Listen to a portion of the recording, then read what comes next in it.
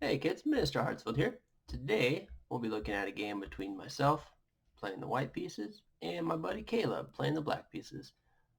Caleb is an old college buddy, and we've been playing consistently for the last 2 years or so. We've always had a game going. We like to play correspondence games, mostly because there's a big time difference between here in Chicago, and it also just gives us time because we're both working adults and have other stuff going on. So it's nice to have just an ongoing game that you don't have to sit down and commit 15, 30 minutes to. So we just do 3 days is our time limit. So you have 3 days per move. But usually we get done with a game 2 or 3 days. So as I said in my last video, me and Caleb have been doing a lot of queen pawn games. So I started uh, d4, queen pawns game. And Caleb responds d5. In this game, I'm trying to play the London system. And the London system is kind of just a set of moves that you don't really have to respond a whole lot to about what your opponent is doing in the beginning. You want to get your bishop out to f4. You eventually want to push your pawn forward and close the door. Get your knight out to d2 here, and then knight to f3, and then push your pawn here to give your bishop an escape. That's a lot of stuff to, and then eventually push your pawn to c3. That's a lot of stuff to kind of go over right now, but you'll see me get into it. It's called the London system. So I put my bishop to f4, and Caleb props up his pawn here. I pull out my knight, and at this point, I'm not really doing a whole lot of thinking. I'm just going with the system, putting my pieces where I'm supposed to put my pieces. So you just have to memorize a couple of moves, and you're good to go. All right. So I think what Caleb is doing here is a prophylactic move. He wants to keep my knight or my bishop, either of them from getting to this space. So that pawn just protects the g5 square.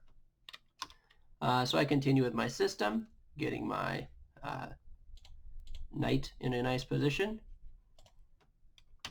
And he keeps developing as well. He has good opening principles.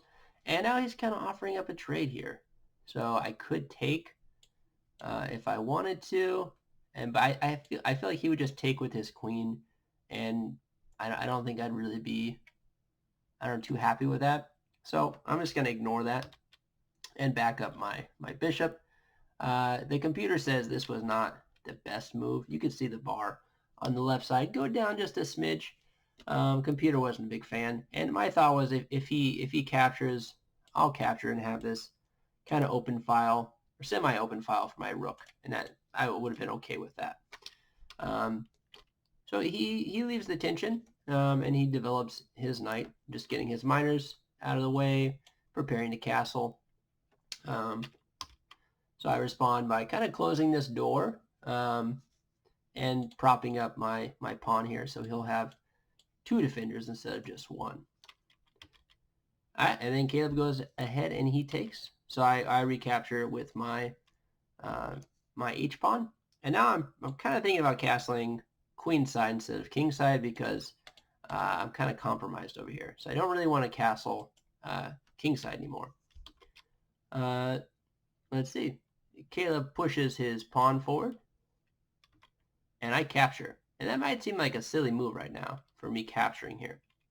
But if he recaptures, let's say he does that. Let's say he captures. I'm just going to capture back. And no matter what he does, he's going to lose his queen here. So he could try to block. I'm going to gobble it up. He could scoot. He has to scooch out of the way. And I'll take his queen. So pretty crafty here. So what's Caleb do? He pushes his pawn forward so that he's protected twice here, and no one's going to come charging through and gobble up his queen. I just wanted to complete my system here, and this was kind of my last move I needed to do. I still need to get my bishop out and move my queen out of the way, get castling, but I just wanted to kind of get a nice center. I probably should have, pushed forward here and break up the center, but I'm happy with it so far. So this, the computer says, is a blunder. And I didn't really see it as a blunder at the time. and I make a blunder in return. So I move my queen here, which if you noticed, the bar on the left side, it's super high in the white. I have a +7 right now, even though my material is only +1. So I'm only up a pawn, but the computer says I am up 7.5 points of material. So that's considerable right now. But when I move my queen here, it drops down where Caleb is up by 2.5. So let's look at why that is. So why is this a bad move for Caleb? What does that expose? What does it do? So if I was to take here, which seems like another really dumb move, Caleb would obviously take my queen, right? But then we go back to the whole little charade we had earlier, and that's where we get left off. So I'm up 8 points of material, and now only 4. But I still, as the bar shows on the right, I'm up 8.5 about. But I didn't see that move because I'm not the best. So I move my queen here, pretty much just looking to attack right there. If he didn't notice that, that'd be checkmate. But Caleb notices that. And he also sees that this is a blunder because this piece is exposed. There's nobody protecting him. So I took a really nice opportunity to get up quite a bit. Then I messed it up and I went down. So right now Caleb is up. He has 2 points of material on me. And positionally, he has another half point as far as the computer says. So I'm just trying to break up the tension in the middle a bit. And we have this situation going on. I believe I took this direction. Yep, I did. Okay. And he recaptures. And I put my pesky knight right here just to pick on his queen. And so he has to move his queen. And now he has a nice pin going on my knight here. So I can't move my knight. Legally, I can't do it because my king will be in check because he has this nice pin going right here. So I need to break that. So I castle queenside like I had planned. And now I am also targeting this pawn. I would love to get my rook on e1 and move my knight out of the way so I had a nice pin, an absolute pin, and it'd be on his queen. But Caleb is wise to that. He moves his queen up. I think he was wanting to target my pawn here. But when I capture, I defend my pawn. I'm defending my knight. Everyone's pretty well defended up in here. These guys aren't doing anything. They're pretty useless. But Caleb also has some somewhat useless pieces as well. So I have more people fighting in the center here. It's kind of a 3-on-2 situation. And I like to have the advantage. So Caleb made this blunder. The computer says this is not a solid move. And let's see why. I also made a mistake here. I'm trying to figure out why this is a blunder, though. So why is this such a not a good move? What could I have done better? And I honestly don't know. I'm trying to think where that was so wrong. But I still don't know. So I move my bishop out, developing. I want to get this guy involved. My rook on e1. Okay. All right, so Caleb gets his bishop involved, and now this looks really messy. This whole center area is a lot of action going on. A lot of pieces just kind of hanging out. Everyone's defended. Everyone is protected, and yeah, it's just a lot going on. So, like I said, I wanted to get my rook involved, and you can see the bar on the left side going down a little bit while I do that. But yeah. So he moves his king out of the way because he saw this. If I was to move my knight anywhere, I can't move it there, but still, if I was to move my knight anywhere, his queen would be done for. But I mean, nobody is protecting this rook. So if I was to move my knight out of the way, he could have just gobbled that up. All right, so he moves his king out of the way, and I like to kind of stack up, create a battery here, so I can eventually move this. Move this guy. I don't know why I did that. That's not what happened in the game. All right, move this guy, and I could capture and just do like an even trade, even though he is up still that one pawn. All right, so Caleb gets his knight out, looking to probably get his rook open on this open file, the e file, and I push my pawn here, attacking his queen, and Caleb retreats. So I push my pawn forward again, and he captures my knight here.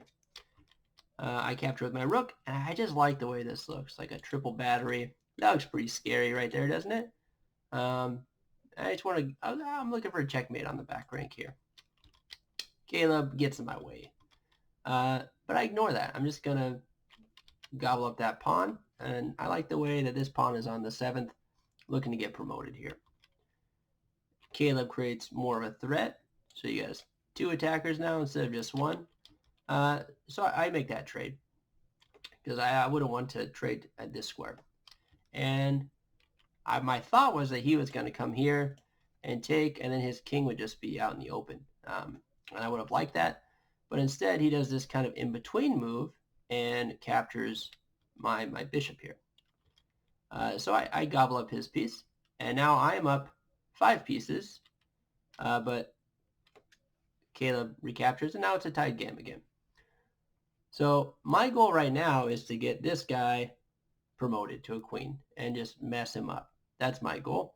And I think I'm doing okay. So to do that, I kind of do a queen sacrifice, if you want to call it that. So he's going to capture my queen, which it seems good for a second. But then I capture his rook and promote. So now I'm up by 4. He moves his king out of the way. I go ahead and chase him. And right now, I could capture his queen, but I want to be kind of greedy and clear out some pawns. So I capture the pawn on e6. I'll put him in check again, and he moves his king. This says it's a missed win, so I could have done something here apparently that would have helped me checkmate him. I don't know. I guess I could have went here, and if he moved, I could do something like that, I guess. I don't know. Sometimes I don't really understand what the computer is trying to tell me. But so Caleb is trying to reposition his knight a little bit. He's not too worried about this threat here. It's going to get traded eventually. And I decide I'll trade it. So now I'm still up by 5, a whole rook. And I just want to gobble up his remaining pawns at this point in time. This move I used because I just wanted to cut off the path here so the king couldn't cross over. And my goal right now is just to push these pawns forward to promote. Mostly my c-pawn because he has nobody on either side of him. No opponent on either side of him, that is. No pawn that could capture him. So this pawn is great to be a runaway pawn. I think Caleb sees that when he tries to disrupt that. Puts me in check. I move out of the way. And we kind of play this little dance for the rest of the game of me trying to push my pawns and him kind of combating that. So he's attacking my rook here with his knight. I'm just going to run away. Put me in check. I got to move. And he's trying to position himself to stop my pawn from getting here. That's kind of his goal right now. I'm going over to protect my pawn. Just because with this king here, he could work out some magic and promote his pawn. And I just don't want that to happen. So I keep going. And Caleb has this nice kind of a fork. Not really. He's attacking my rook, but at the same time protecting the c8 square that I want to promote on. So I move, and then we just do this kind of a dance for a while. There we go. I think this is where I kind of got him because he couldn't defend this square anymore and keep his knight safe.